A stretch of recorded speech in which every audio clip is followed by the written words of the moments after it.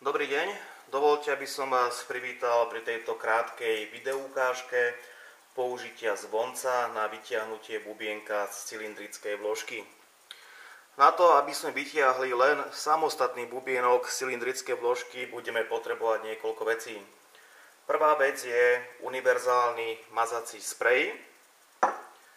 Druhá vec, špeciálna vyťahovacia skrutka s priemerom 4,2 mm alebo s týmto žltým označením. Doťahovač vyťahovacích skrutiek, ktorý vkladáme do akumulátorového náradia.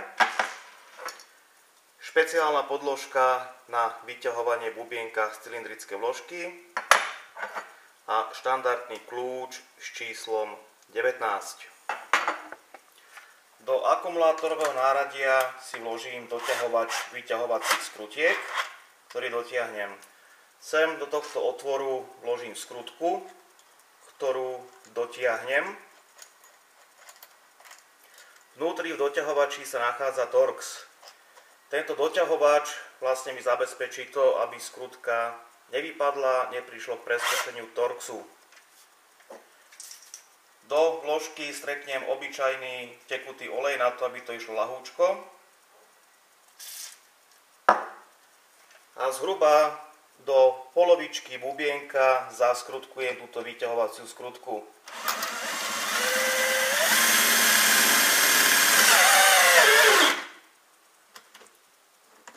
Skrutku už máme zaskrutkovanú v bubienku. Uvoľním vyťahovaciu skrutku.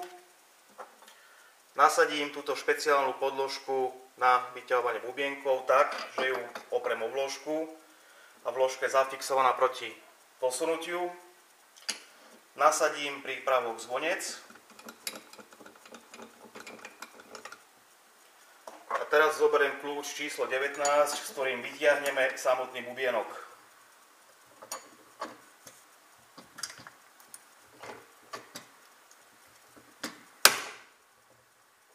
Toto puknutie, ktoré ste počuli, bolo vlastne utrhnutie stavítok vnútri z cylindrické vložky, pretože vyťahovaním bubienka prichádza k vytrhnutiu celého bubienka a vlastne k strihnutiu tých stavítok.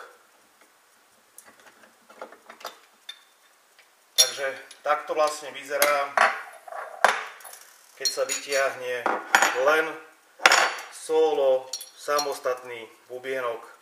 Takže bubienok bol vytiahnutý pomocou tohto prípravku. A teraz mi už nič nebráni, aby som vlastne otvoril s otáčacím mechanizmom. Palec je uvoľnený.